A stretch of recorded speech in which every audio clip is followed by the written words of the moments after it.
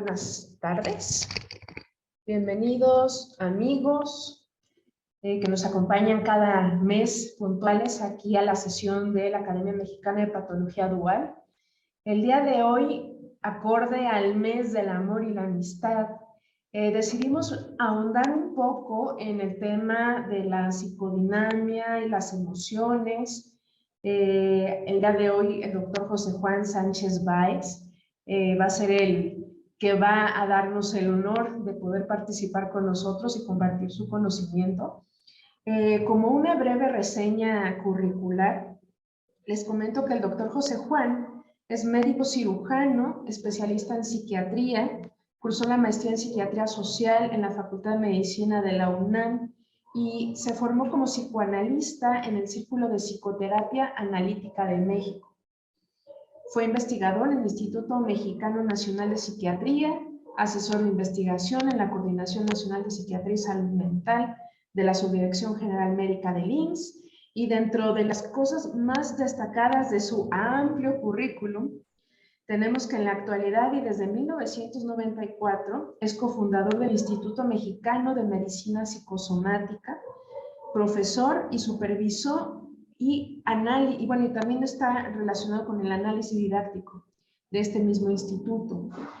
Tiene varios trabajos recientes relacionados con psicosomática, danza, la voz y el desarrollo del cuerpo propio, medicina psicosomática y el paradigma del cuerpo propio, y es colaborador del Centro Internacional de Psicosomática Relacional y también tiene varias publicaciones en libros y en artículos.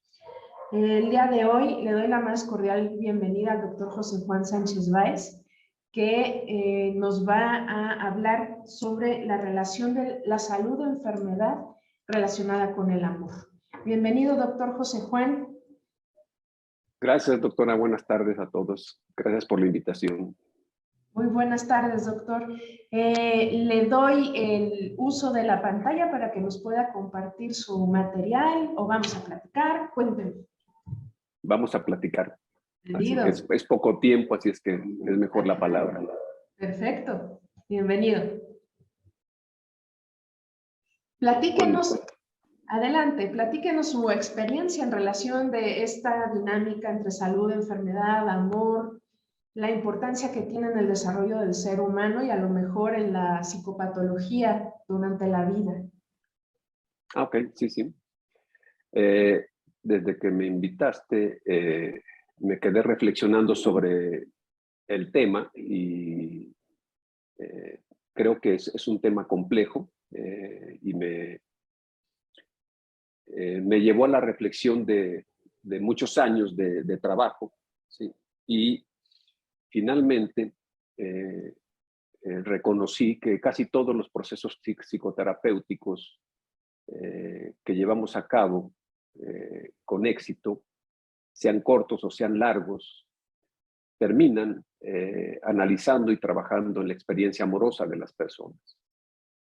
Y entonces es el amor la que nos va a determinar finalmente sobre nuestra condición humana, de nuestro bienestar y de nuestra felicidad o no. Entonces, finalmente, analizar la experiencia amorosa pues ha sido desde siempre pues uno de los temas del ser humano, o sea, no solo de los analistas o médicos, sino filósofos, poetas, artistas, de todo. Entonces, nosotros podemos leer un poema de Safo de hace más de 2000 años y poder conmovernos con esa experiencia amorosa como si lo hubiéramos vivido en este momento. Entonces, esas experiencias que quedan detenidas en el espacio del tiempo nos ayudan a reconocer que la experiencia amorosa perdura transgeneracionalmente como uno de los grandes temas existenciales del ser humano.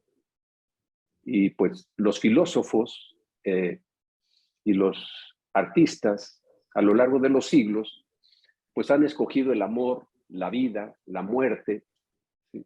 Temas esenciales para analizar, reflexionar, y no dejamos de hablar y de pensar y de pintar y de escribir y de y de dedicarnos a estos temas.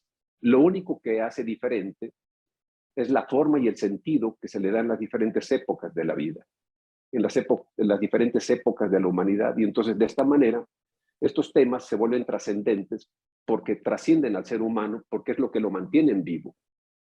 Y entonces, de esta manera, si nosotros reconocemos que desde el campo de la salud, el amor, en la experiencia de los médicos, de los psicólogos, del mundo psi, es parte esencial de nuestro trabajo cotidiano. Entonces, aprender a navegar en las aguas del amor, pues es una tarea compleja, es una tarea difícil, porque finalmente podemos nosotros reconocer que cuando hablamos del amor nos pasa exactamente lo mismo que a los físicos con la energía. No sabemos qué es y damos por hecho que todos entendemos qué es.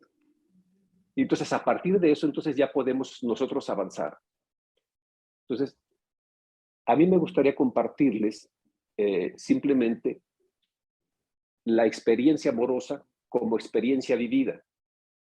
Y de esta manera, entrar a la vida cotidiana de nosotros mismos para reconocer que el amor como una experiencia vivida es un fenómeno complejo, multidimensional, que nos demanda, nos requiere en nuestra totalidad. No hay parte de nuestra vida, de nuestro cuerpo, que no participe de la experiencia amorosa.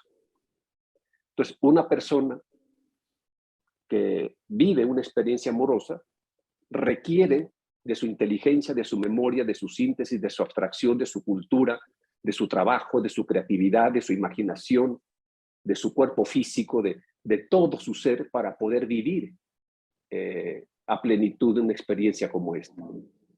Eso que tanto anhelamos las personas de amar y de ser amados, ¿sí? Resulta pues que no está tan sencillo. Y entonces siempre cometemos ciertos errores, siempre tenemos ciertos conflictos porque no estamos en una época de la humanidad y de nuestra sociedad mexicana en particular, no estamos en condiciones amorosas. Digamos que estamos exactamente en lo contrario. Estamos en una época en la cual nuestra propia sociedad está tratando de destruir la experiencia amorosa. Y entonces tenemos una organización social que es un obstáculo para la vida amorosa. No tenemos espacios para el amor, no tenemos espacios para el encuentro humano y para disfrutarnos y gozarnos en las diferentes experiencias amorosas de lo que es capaz el ser humano. Sabemos, desde el punto de vista médico y psicopatológico, que el amor es la única forma de trascender el ser humano, de vencer nuestras partes destructivas, ¿sí? De vencer nuestros odios, nuestros rencores, nuestros miedos, nuestras angustias, nuestras inseguridades, nuestros miedos, es a través de la experiencia amorosa. Pero eso es precisamente lo que la sociedad se ha encargado de ir destruyendo porque no le interesa, porque no lo conoce o porque lo banaliza de tal forma que destruye su esencia misma. Entonces, de esta manera, si nosotros reconocemos que el amor es una experiencia humana capaz de hacernos la vida maravillosa o de destruirnos la vida en cuestión de segundos, ¿sí? Podemos reconocer la importancia que tiene la neurobiología en la vida amorosa. No hay una parte del cerebro que no se active cuando nosotros vivimos una experiencia amorosa. Pero resulta que en nuestra experiencia de vida hay muchas formas de amor y entonces nosotros podemos ubicarnos en cualquiera de ellas. Entonces, la experiencia amorosa que popularmente conocemos es la experiencia amorosa del adulto, la experiencia erótica que nos permite apegarnos, las parejas, buscarnos y encontrarnos y atraernos con toda una serie de cortejos que nos permiten unirnos, identificarnos y trascendernos en una experiencia común que nos haga sentir profunda e intensamente acompañados. Es la parte más íntima que vivimos los seres humanos, ¿sí? Además de la muerte, ¿sí? Entonces, de esta forma, la experiencia amorosa, si nosotros queremos vivirla con esta plenitud, lo que requerimos aceptar de entrada es que nos va a demandar, nos va a requerir todo nuestro ser.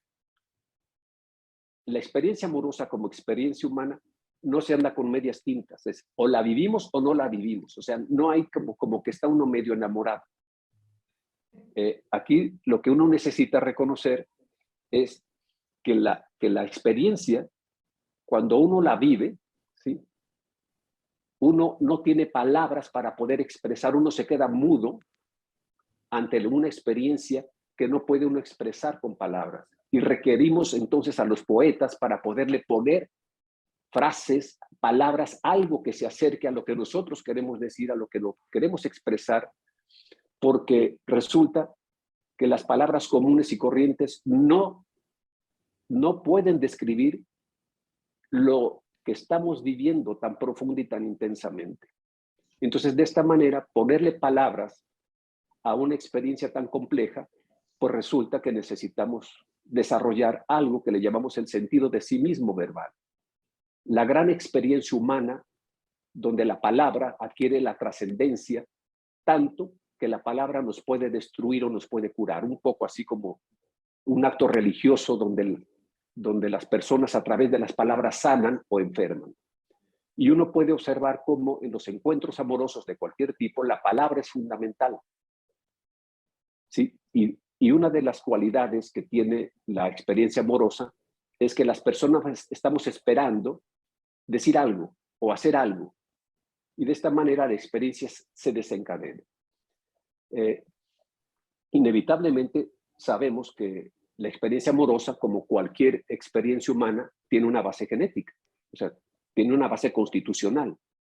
Entonces, de esta manera, las bases genéticas que se encuentran en nuestro ser, pues incluye a todo nuestro cuerpo. Y es aquí donde nosotros empezamos a hacer algunos cambios. Entonces, les voy a proponer que hagamos un pequeño cambio en nuestras mentes para poder entender lo que vamos a transmitir en este momento. Primero, vamos a cambiar el concepto de cuerpo. El cuerpo físico lo entendemos perfecto las personas porque a eso le llamamos cuerpo.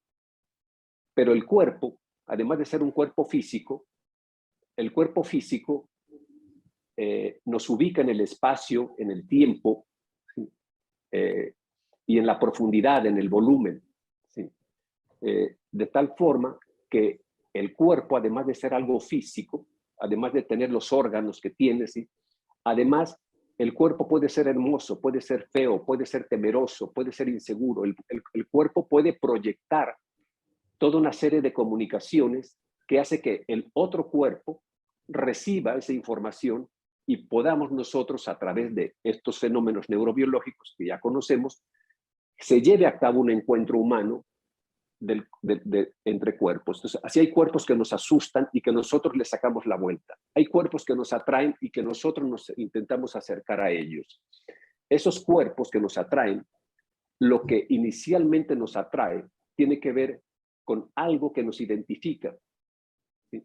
Y de esta forma nos acercamos.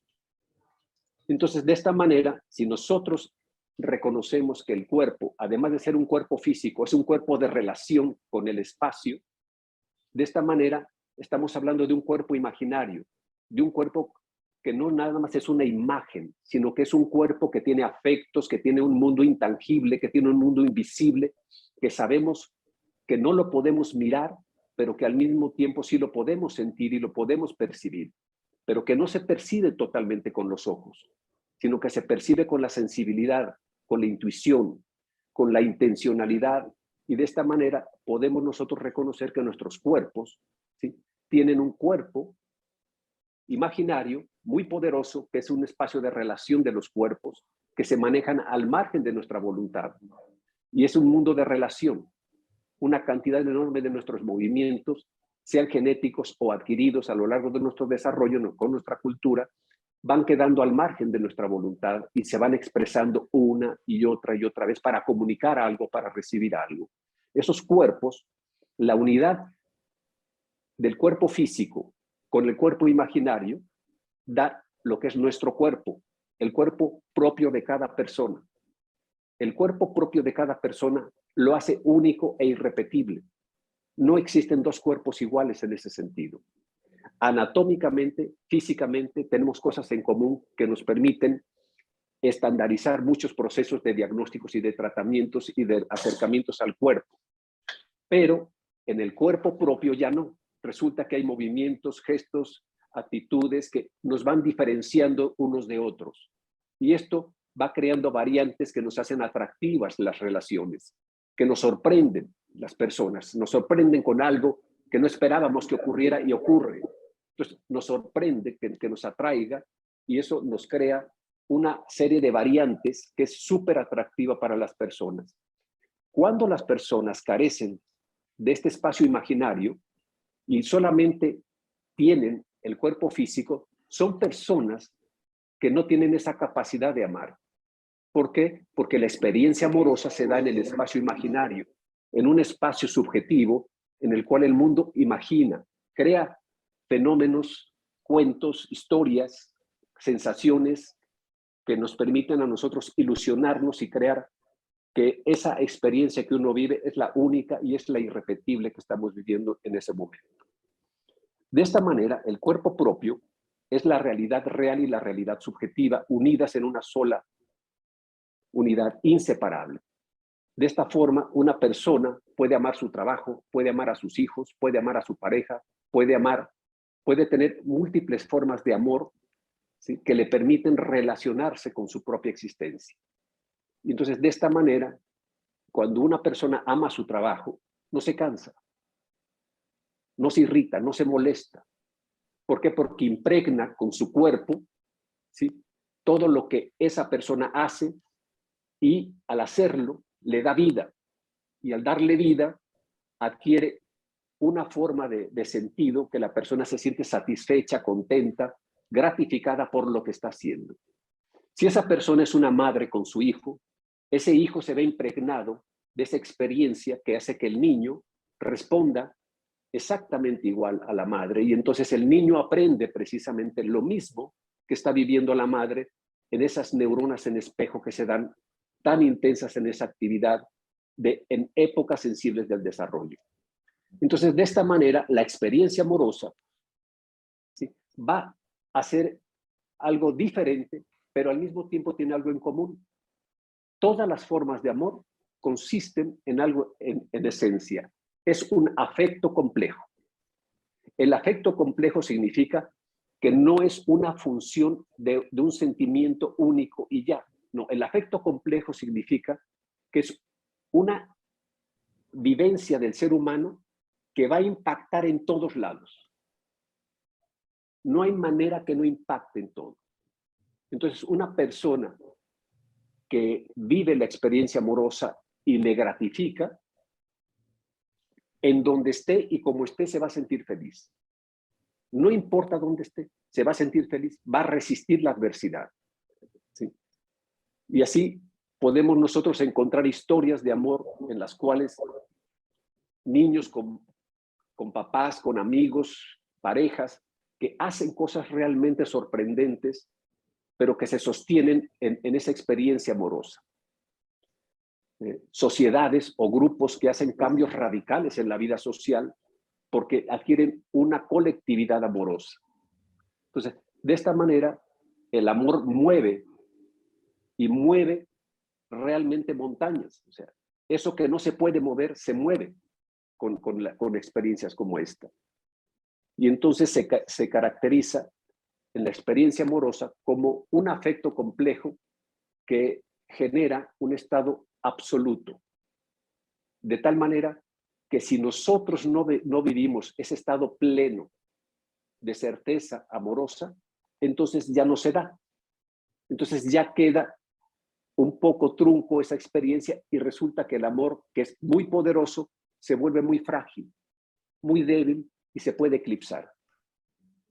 Entonces esa fragilidad y ese poder es el equilibrio de los pares antitéticos que nos mueven en la vida y la experiencia amorosa es una de ellas. Entonces, de esta forma, nosotros podemos reconocer que un afecto complejo, al demandarnos a nosotros mismos nuestra capacidad de ser personas en una totalidad, pues requerimos saber que eso es lo que va a hacer que uno viva diferentes formas de amor. Por ejemplo, un amor místico. Un amor místico es un amor espiritual. No es un amor ideal, es un amor metafísico, pero desexualizado. Y entonces de esta manera, ese amor místico, ese amor espiritual, lo usan los religiosos, lo usan las personas que tienden a trascender a través de fenómenos espirituales que les permite a ellos amar a todos, pero no amar a alguien. Y entonces de esta manera su Dios se puede convertir en un todo que les permite entregarse a plenitud a una labor. Y entonces de esta manera pueden encontrar una forma de trascender en la vida, y puede ser en la vida social, puede ser en la vida espiritual, puede ser de tal manera que es un amor desexualizado. Otro amor desexualizado es el amor familiar. Y en el amor familiar nosotros necesitamos no solo desexualizar, sino desagresivizar el amor. Necesitamos que la agresividad no sea agresiva, que la sexualidad no sea sexual, es decir, que a la parte instintiva nuestra le quitamos la parte final del instinto para quedarnos únicamente con la energía, y de esta manera las familias, los padres, los hijos, los hermanos nos podamos abrazar, nos podamos besar sin excitarnos agresivamente, sin excitarnos sexualmente, para que se pueda dar el afecto amoroso profundo. Es ahí donde el niño, el bebé, en esas experiencias de momentos sensibles de su desarrollo, va a desarrollar esa experiencia de amor familiar que es indispensable, muy especializado, que es el amor maternal. Y ahí ese es un tipo muy especial de amor desexualizado, que es un afecto fundamental para la transformación humana. Y este va a ser este tipo de amor, el amor maternal, ¿sí?, que es un amor desagresivizado, desexualizado, con toda la complejidad de la mismidad de la mujer que acompaña su historia, su pareja y demás, y su mundo circundante, entrega totalmente su ser al bebé, y el bebé lo recibe, y el bebé en ese momento duerme profundamente como bebé. Y de esta forma el bebé se siente profundamente acompañado. Cuando esto pasa, el ser humano ya tiene la infraestructura básica mínima más poderosa para vivir la vida amorosa en la adultez. Cuando esto no pasa, es una situación peligrosa para la vida amorosa del adulto. ¿Por qué? Porque estos momentos sensibles del desarrollo va a generar dificultades muy serias si no se desarrolla en ese momento, porque son procesos que se dan en momentos únicos de la vida, no va a haber otro, porque el ser humano está sensiblemente preparado para eso, el cerebro está preparado para eso, y si no ocurre, pues no ocurrió. Y entonces el bebé adquiere algo, ¿sí?, que no se da lo que debió haberse dado. Dentro de esa experiencia materna, que es la experiencia amorosa, ya que sale, ¿sí?, con el paso del tiempo, la relación con el otro cuidador, que regularmente es el padre, ¿sí?, el bebé ya tiene 4 o 5 años y el padre ya está participando muchísimo de la relación con la familia. Y entonces de esta manera el niño o la niña adquiere esa relación, pero ya en base a la relación materna. Y de esta forma, la relación de ese momento, de los 4 o 5 años que se da, ya es una vida amorosa desexualizada, desagresivizada, pero ya empieza el niño a tener confianza para expresar su vida sexual. El bebé sexualiza la relación. Los niños sexualizan la relación y los adultos nos encargamos de desexualizarla y de desagresivizarla.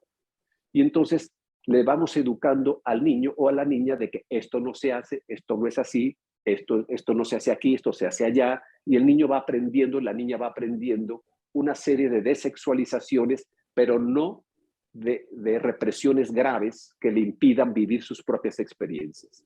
Se les permite, pero poco a poco eso se va dejando de permitir. Una vez que surgen estas dos experiencias, estos dos momentos de la vida familiar, si son exitosos, ¿sí?, la experiencia amorosa se va a desarrollar en un cuerpo propio de esa persona, que le va a ayudar a un proceso de adaptación a lo largo de la vida, ¿sí? Y de esta manera vamos a esperar que las demás formas amorosas se puedan establecer. Y entonces de esta manera, una persona que exitosamente vivió en la vida familiar estas experiencias, lo que vamos a encontrar en su infancia, en su adolescencia, en su juventud, seguridad, confianza, estabilidad, armonía, autoafirmación, atrevimiento.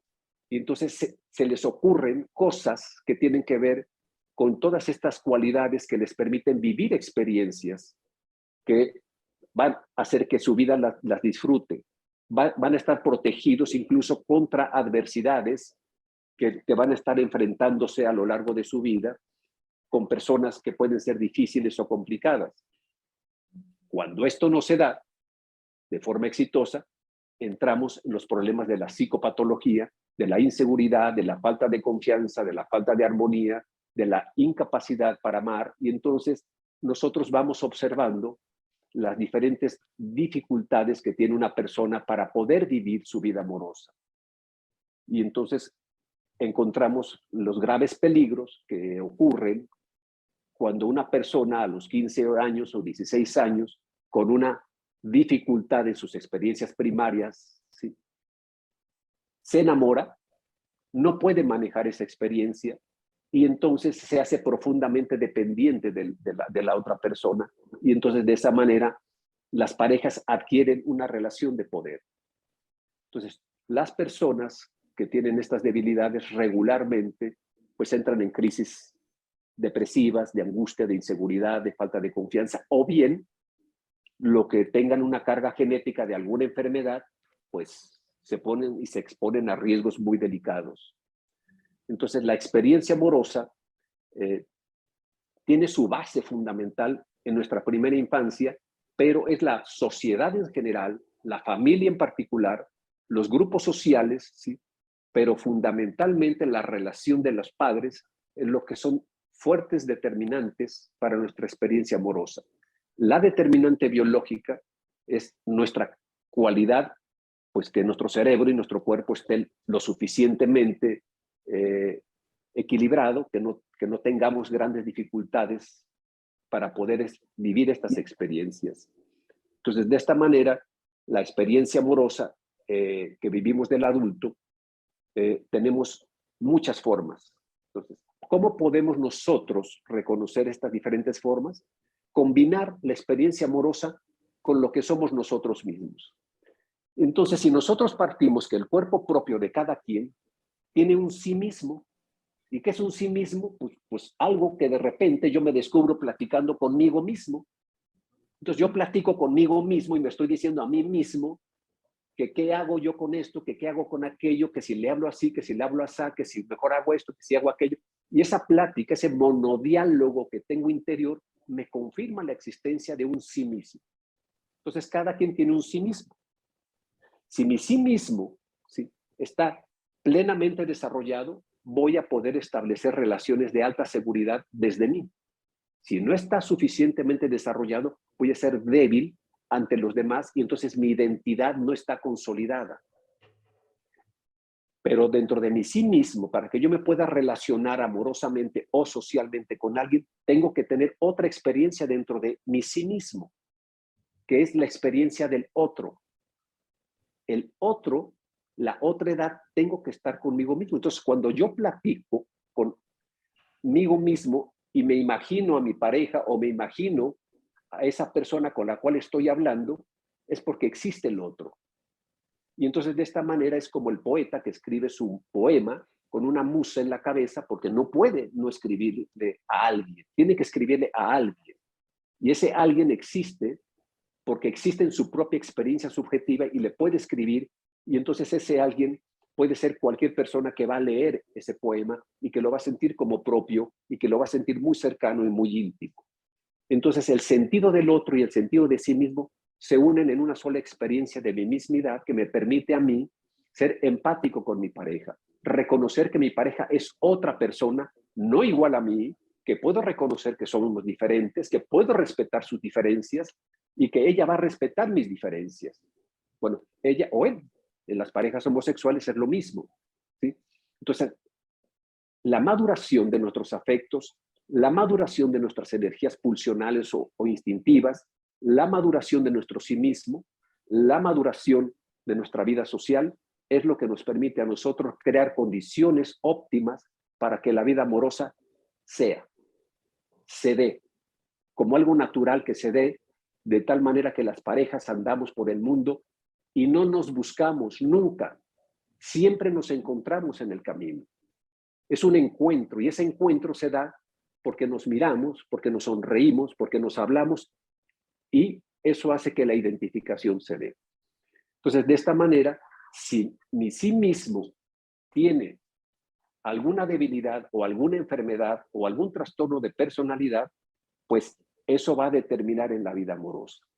Y así podemos nosotros tener, por ejemplo, vidas amorosas saludables, pero también vidas amorosas depresivas, vidas amorosas narcisistas, vidas amorosas inestables, vidas amorosas esquizofrénicas, vidas amorosas de todo. Entonces, ¿cómo podemos nosotros diferenciar una de otra? Buscando el sí mismo, buscándonos a nosotros mismos y reconociendo cómo somos nosotros mismos. Y entonces nuestros afectos amorosos van a surgir en función de eso y nosotros podemos compartirlo.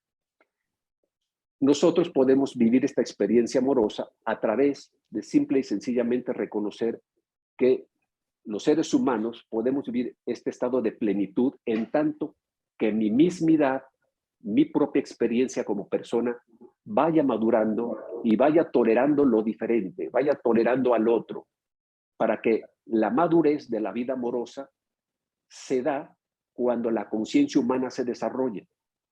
En tanto no se desarrolla la conciencia de sí, siempre vamos a estar a expensas de sensaciones que nos dominan y no de experiencias que nos permiten ser nosotros mismos.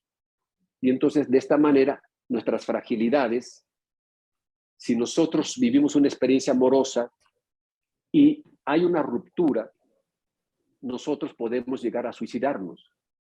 ¿Por qué? Porque el dolor es tan intenso, pero tan intenso, que genera una situación realmente peligrosa para la existencia de las personas.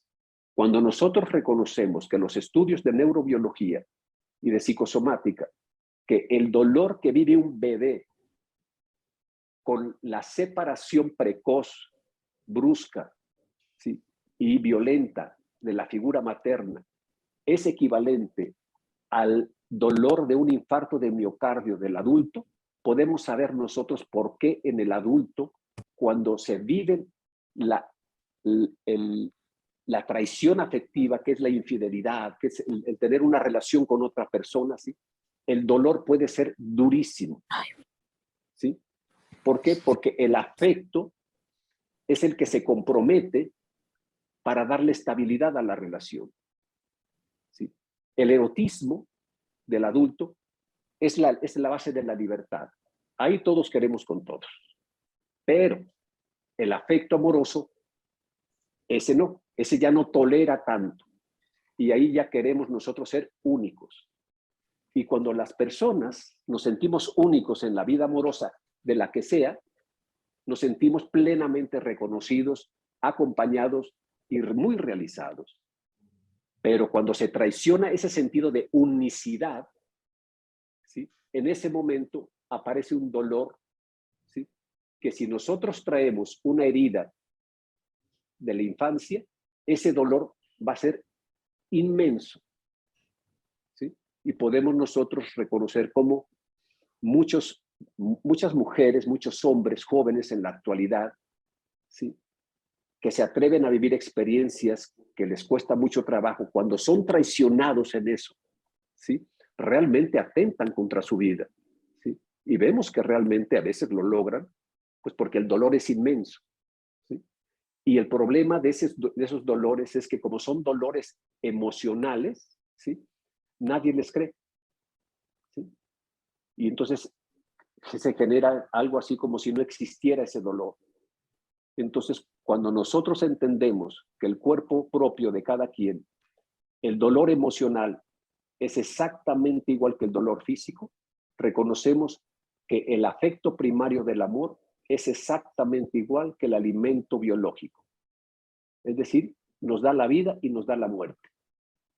Entonces, de esta forma, nosotros podemos reconocer que la experiencia amorosa va a depender en su calidad, en su salud, en su enfermedad, en su capacidad creativa, de la capacidad de maduración de nosotros mismos como personas individuales y colectivas.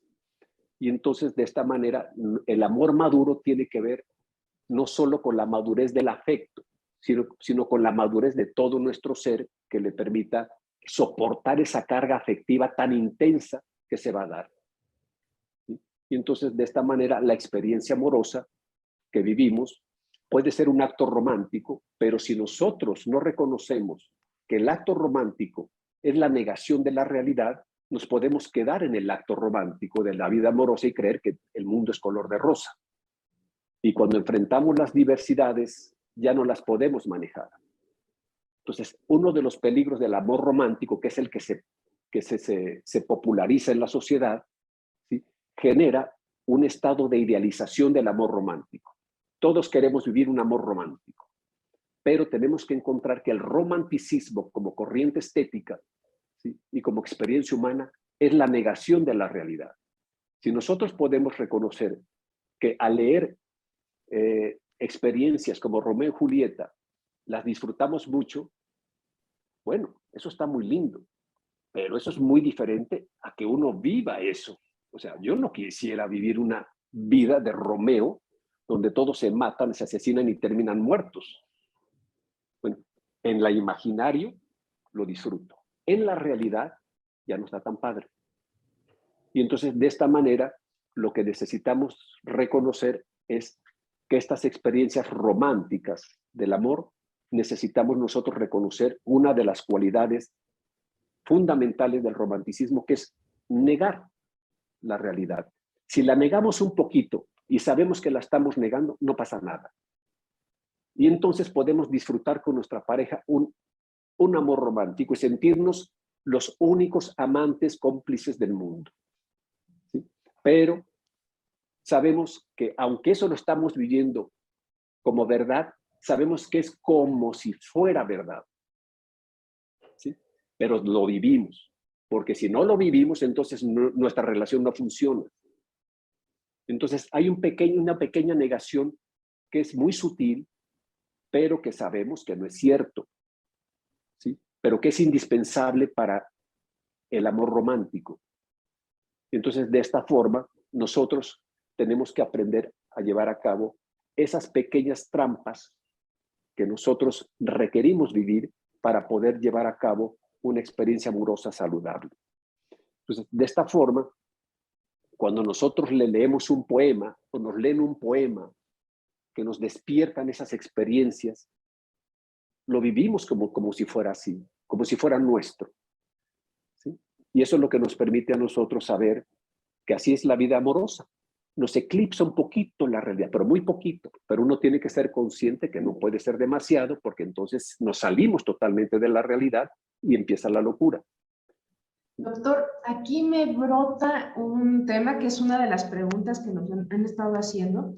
El efecto neuroquímico que tiene el amor obviamente actúa a nivel del centro del placer y se puede tener como que también un equivalente con la presencia de adicciones o ese mismo mecanismo que Sí, tenemos a veces de dependencia. totalmente, sí, porque aquí eh, hay un fenómeno donde la amígdala, cuando se activa, pues si está hiperfuncionante, ¿sí?, produce un fenómeno que se llama secuestro emocional. El secuestro emocional es que la emoción es tan intensa que la persona queda totalmente dominada por eso. Entonces, si es en este caso la experiencia amorosa y es demasiado intensa, la persona no va a dejar de sentir eso, pero no va a poder pensar, no va a poder reflexionar, no va a poder tomar decisiones, es decir, queda secuestrada emocionalmente. Entonces, de esta manera, ese centro de gratificaciones, del placer, ¿sí?, está hiperfuncionante. Entonces, por supuesto que necesitamos que la carretera que va desde la amígdala hasta los lóbulos frontales, ¿sí?, pues no se nos vaya tan directo. O sea, que necesitamos que pase y que se organice en el hipotálamo una serie de funciones, ¿sí?, para que se puedan equilibrar y distribuir, ¿sí?, hacia diferentes áreas donde podamos nosotros usar también la inteligencia, la memoria, la historia. O sea, hay muchas otras funciones que necesitamos para la vida amorosa. Pero cuando la fuente de placer está demasiada hiperactiva, nos puede provocar esto que dices. Y sí, pues es peligrosísimo, porque entonces hay un secuestro emocional, que esto no solo se ve en la vida amorosa, se ve muchísimo ahí, pero se ve en las crisis de pánico, se ve en los estados depresivos, es decir, en cualquier emoción demasiado intensa que hace que la función neuroquímica pues esté hiperfuncionante en un área pues que no debería estar tan hiperfuncionante, que tendría que haber un equilibrio. ¿Qué pasa con esas personas que tienen esto en la vida amorosa, que se enamoran a los 30 segundos, apenas se cruzan las miradas y ya están enamoradas? En ese momento, ese enamoramiento, que no es un estado amoroso como tal, sino es un enamoramiento, es un estado fisiológico, ajeno totalmente a la voluntad de la persona, por lo tanto peligroso. De tal manera que si nosotros nos enamoramos a primera vista, desde el punto de vista psicopatológico, nosotros podemos ir de neurosis a primera vista. Hay que tener cuidado. Sí, porque si no, entonces nos secuestramos emocionalmente y después vienen las atracciones fatales donde la persona no quiere dejar ir a la otra persona y bueno, se vuelven relaciones peligrosas porque están ajenas a la voluntad. Y esto habla, cuando pasa eso, estamos hablando de carencias afectivas primarias, estamos hablando de que esa persona en el primer año de vida pasó algo que generó en ese momento sensible del desarrollo un hiperfuncionamiento de esa parte, ¿sí?, por demasiada excitación, ¿sí?, y poca gratificación afectiva. Entonces se les excita demasiado por un lado y se les suprime el afecto por el otro. Y entonces de esta manera esas personas son las que se vuelven inestables emocionalmente y se enamoran en 5 segundos. Y entonces no saben qué hacer porque cuando uno vive la experiencia en el cuerpo, uno siente que esa es la realidad. Así es. Entonces, cuando uno siempre ha vivido así, pues uno cree que así es la vida. Claro, esta es una de las partes difíciles. Oiga, doctor, y bueno, yo entiendo que el amor es algo que se va moldeando, se va desarrollando a lo largo de la vida desde que nacemos. Se ha hablado que hay un periodo de la vida del individuo que es muy importante que en esos años de desarrollo estén presentes estos dos elementos para generar ese afecto o ese vínculo amoroso, que en algunos casos yo recuerdo alguna vez haber escuchado que es hasta los 6 años, donde es más importante, que es el tiempo en el que debe de estar complementado el individuo en relación al amor. ¿Eso es cierto? Sí, así es. Depende mucho del tipo de organización social. En las nuestras, que es nuestra organización social mayoritaria es papá, mamá e hijitos. Hay experiencias en nuestro propio país de fenómenos comunitarios donde los papás, mamás e hijitos no predominan tanto, sino que los sistemas comunitarios son más poderosos. O con los judíos, donde los kibbutz son muy poderosos, ¿sí? Entonces, hay experiencias colectivas que no permiten que se den lo que sí se da en una organización occidental como la nuestra de papá, mamá e hijos. Cuando hay papá, mamá e hijos y predomina eso, los primeros 6 años de vida se dan estos dos momentos sensibles del desarrollo de la experiencia afectiva del ser humano. El afecto amoroso más complejo que tenemos es el amor maternal, que es muy complejo, pero extraordinariamente complejo. Tan complejo que para que exista el amor maternal, que es flor de primavera, es nada más, una temporada y se acaba. O sea, ese amor maternal no se mantiene toda la vida. Este tipo de afecto, tiene cualidades absolutas, tiene cualidades asertivas, tiene entrega total de la mujer, tiene una sensibilidad para eso, sí, tiene una intuición especial y es un tipo de afecto que no produce totalmente la mujer, es en la mujer en la que se da.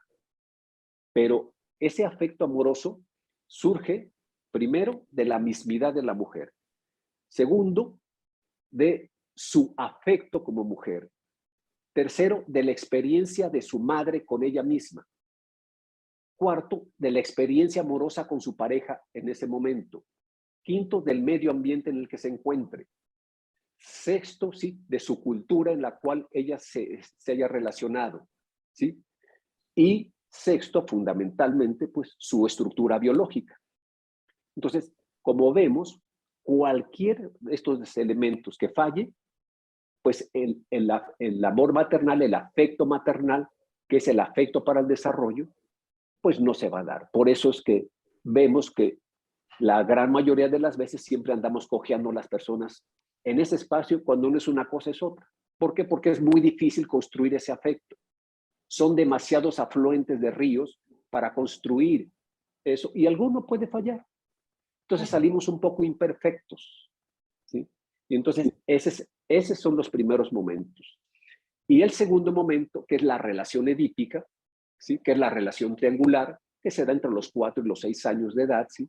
Y que constituye precisamente la relación entre los tres, de tal manera que es donde se consolida la relación con la madre, de tal forma que esa relación afectiva que se va dando, ¿sí? Genera una maduración del afecto, una maduración de la sexualidad, una maduración de los impulsos que le permite al niño irse gobernando, ir teniendo un dominio de su propio cuerpo, junto con muchas otras experiencias que se van desarrollando y que le permiten al niño ser dueño de su cuerpo, sentirse dueño de su cuerpo y por lo tanto decidir con quién se acerca, con quién no se acerca, a quién abraza, a quién no abraza, y de esta manera se da.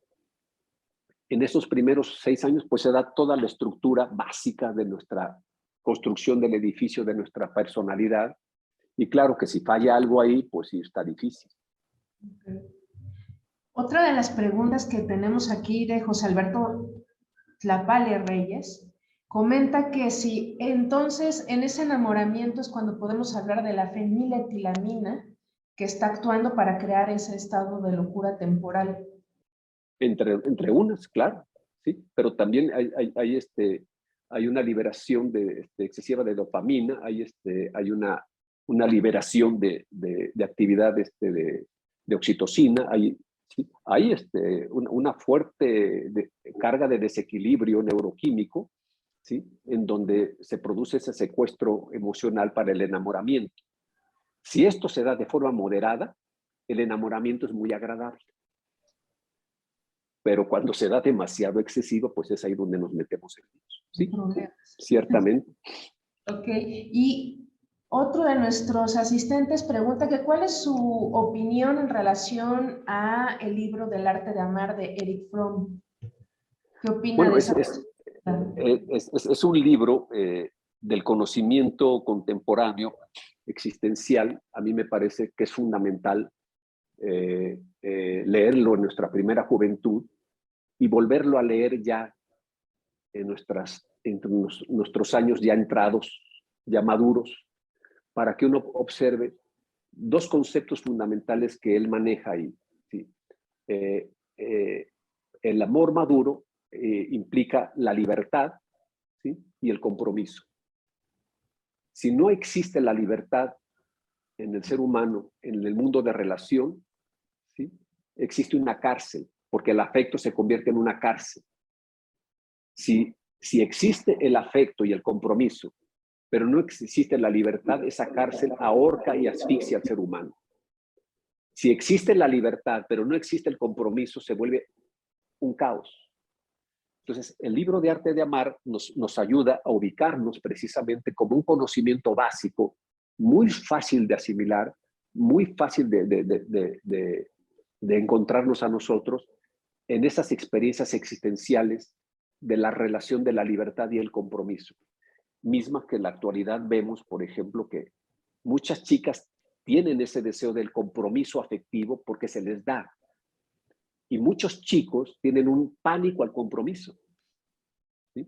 ¿Por qué? Porque vienen de familias que han sido muy agresivas con el compromiso. Entonces se sienten muy lastimados y entonces tienen pánico. no pueden diferenciar entre el compromiso y la cárcel. Y entonces, bueno, le rehuyen y entonces usan una serie de palabras para poder inventar nuevas relaciones. Entonces somos amigobios, somos, bueno, sí quiero, pero no quiero, vamos a salir, pero vamos a probar. Y bueno, con tal de no comprometerse afectivamente, inventan una serie de frases o de palabras para poder reconocer que yo quiero vivir una experiencia amorosa, pero lo que no quiero es que me secuestren, que me asfixien y que me estén fastidiando. Y entonces es una parte muy difícil, pues porque pues es el compromiso en la vida amorosa, pues es fundamental. Una cosa es la vida erótica y otra cosa es la vida amorosa, porque la vida amorosa incluye la vida erótica, pero la vida erótica no necesariamente incluye la vida amorosa. Ok. Y bueno, yo entiendo, o dentro de las partes de las conclusiones de lo que hemos visto, parte de la base para esta experiencia amorosa, pues principalmente la familia y como usted habla de la cultura y el ambiente.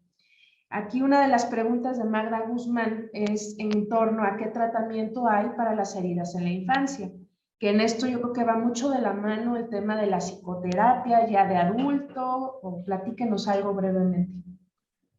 Pues sí, sí, por fortuna tenemos cada vez más recursos psicoterapéuticos, pero también recursos farmacológicos, porque desafortunadamente las heridas afectivas primarias, pues con tratamientos psicoterapéuticos solitos no salen. No está tan fácil. No es de echarle ganitas, porque uno empieza con que échale ganitas, con que resuelve esto, como ya supéralo. Ese tipo de frases banales que hacen que las personas se sientan humilladas, lastimadas, porque no pueden. Entonces, una herida del desarrollo de la experiencia afectiva primaria, ¿sí? Necesita antidepresivos, ansiolíticos, neuromoduladores, o sea, algo que permita equilibrar eso, porque no depende de la voluntad de la persona. Si las heridas son posteriores a eso, un proceso psicoterapéutico normal puede ayudar. Ahora, por fortuna, los tratamientos médicos ayudan, pero el tratamiento psicoterapéutico es indispensable. ¿Por qué? Porque cuando se suelten los medicamentos, la persona tiene que aprender a hacer lo que hacen los medicamentos, porque si no lo aprende a hacer, entonces no va a poder él desarrollar su propia capacidad de amar. Uno puede observar, por ejemplo, esta necesidad afectiva primaria cuando la persona, por ejemplo, ama, pero para ser amada. Y lo que uno siente cuando una persona se acerca a uno es que cuando lo saludan a uno, ese saludo que uno siente no nos está dando un saludo, sino que nos está pidiendo un saludo. Entonces uno siente la exigencia, siente el dominio, siente el control. Esa persona tiene una herida afectiva primaria, chiquita o grandota, pero tiene una herida y afectiva primaria. Está demandando afecto, disfrazado de yo te doy, pero te doy para que me des. Es decir, es un amor interesado. Lleva jiribilla, dice. Entonces, aquí lo importante es... Las líneas que hay que leer. Exacto, que hay que leer, porque entonces si uno no puede leer eso, entonces uno se mete en una relación y al rato uno ya tiene conflictos y no se da uno cuenta ni por qué. Claro. Entonces sí, procesos psicoterapéuticos y procesos médicos muchas veces van de la mano. Ok. Y la última pregunta de parte de Mario dice, obviamente somos un ser social, el humano es social por naturaleza. Y en la etapa de la pandemia en la que hemos estado viviendo, pues obviamente hubo la vida amorosa, la manera de relacionarnos en los menores y en los adultos, pues cambió de manera radical. Entonces, ¿qué tanto afectó en el desarrollo esa poca convivencia que no se realizó fuera del núcleo familiar en los menores de edad, ahora con el aislamiento social que hubo? Pues fue grave. O sea, lo que yo he visto y lo que he visto con médicos que han atendido, que atienden pacientes de COVID desde que empezó esto, pues fue un desastre. O sea, aquí el problema no fue tanto la enfermedad o la pandemia, sino la incertidumbre que produjo la pandemia y que produce la pandemia de no sabemos si vamos a estar vivos o muertos mañana. ¿sí? Y como no es algo que se vea con los ojos, uno tiene que imaginar el virus y entonces, dependiendo de la capacidad y del conocimiento que uno tenga, pues va a ser el comportamiento. Entonces hay personas que realmente las medidas sanitarias las vivieron como cárceles, no como retiro sanitario, sino como un estar encerrado, y eso creó una mente encerrada que generó que los niños, ¿sí?, en ese momento no tengan esa socialización básica, social, pero tampoco tengan las cualidades de los padres para poder compensar eso, porque los padres al encerrarse no interactúan con sus hijos. O sea, lo que vimos y lo seguimos viendo es que las personas, por lo menos en México y en muchos países occidentales que conocemos, vemos que las personas no sabemos estar con nosotros mismos. O sea, fue un relativo fracaso para nosotros. Es eso de que vamos a reflexionar. Sí, reflexionamos el primer mes. Después ya empezó el martirio y el sacrificio y la desesperación y empezamos a hacer cosas muy, muy complicadas, que lo que vimos fue el enorme desgaste que vivieron los padres con niños pequeños y que afectaron su desarrollo y pues crearon, pues sí, problemas delicados, no solo en la socialización, que se van a ver, estos problemas de esta generación de la pandemia, pues lo vamos a ver cuando tengan 14, 15 años estos jóvenes. ¿Sí? Entonces aquí, si nosotros ya sabemos eso, lo que necesitamos es que los padres tengan esta información y empiecen a compensar desde ahora con acercamientos afectivos, con juegos, con capacidades de socialización interna y externa que ayuden a quitar miedos, inseguridades y aprender a vivir con el riesgo que implica la vida. Y uno de los riesgos que nos tocó vivir, pues es esta pandemia y tenemos que aprender a vivir con ella y dejar de estar asustados o de tener miedos y pues genera una mayor ventaja.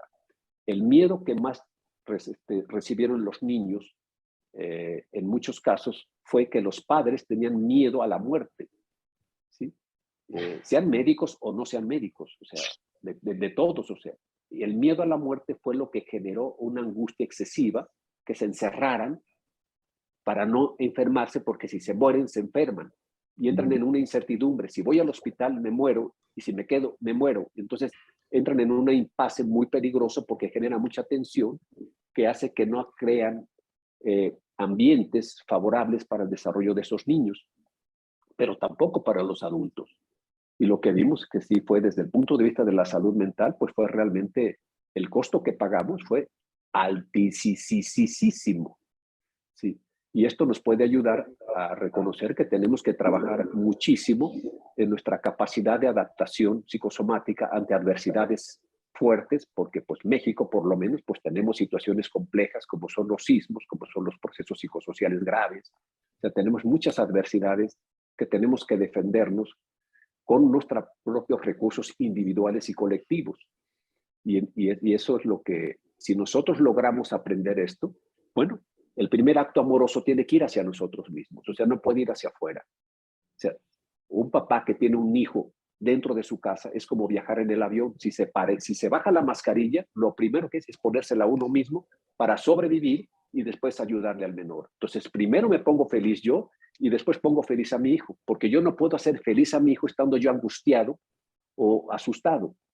Se va a asustar. Entonces, primero yo me pongo bien y de esta manera puedo ayudar a mis hijos. Entonces, de esta forma, la vida amorosa implica la capacidad de amarnos a nosotros mismos. Entonces, descubrir quiénes somos nosotros mismos y darnos ese afecto maduro hacia nosotros mismos es lo que nos va a dar esa autoestima, esa seguridad, esa confianza, que se convierten en defensas muy sólidas, muy efectivas contra la adversidad. Nos permite adaptarnos con más eficacia ante lo imprevisto. Sí, sí, pagamos costo alto. Así es, y sobre todo porque este tiempo de encierro pues puso en evidencia todas las carencias afectivas que hay dentro de las relaciones que pensamos que están bien establecidas. Y por eso tanta ruptura también de parejas, todo este caos emocional que vivimos. Sí, digamos que en la pandemia hubo reencuentros de parejas pues porque a unos se les acabaron la casa, entonces se volvieron a reencontrar y se llevaron mejor, y hay otros que se tuvieron que romper. Entonces, hubo un caos muy difícil que todavía vamos a necesitar tiempo para estudiarlo y para ver cuáles fueron esas consecuencias, pero lo que podemos ver así como por encima, ¿sí? Pues sí, hubo más violencia intrafamiliar, hubo más depresión, hubo más angustias, hubo más crisis, hubo más problemas del pensamiento, hubo más desgastes, ¿sí? Sí, la pagamos caro en ese sentido. Sí, pero tiene consecuencias también positivas. Hay muchas gentes que se descubrieron a sí mismos que son capaces de hacer algunas cosas, que bajo otras circunstancias normales no las hubieran hecho. Una oportunidad de crecimiento y de evolución, ¿no? En muchos aspectos también. Sí, claro. Perfecto, doctor. Pues muchísimas gracias. Estamos encantados de que nos haya acompañado el día de hoy, compartiendo su conocimiento con todos nosotros. La verdad que fue un tema enriquecedor, tanto como médicos como seres humanos. Y de verdad, le agradezco muchísimo todo su apoyo y su conocimiento y su retroalimentación a todo el grupo. De hecho, muchísimos en el chat le están felicitando por la ponencia que nos dio y pues esperemos verlo muy pronto, doctor. Muchísimas gracias. Pues gracias a ustedes por escucharme y gracias por la invitación. Perfecto, Que estén que no muy sea bien. la última. Gracias. Gracias, Que doctor. estén muy bien. Hasta luego. Hasta luego.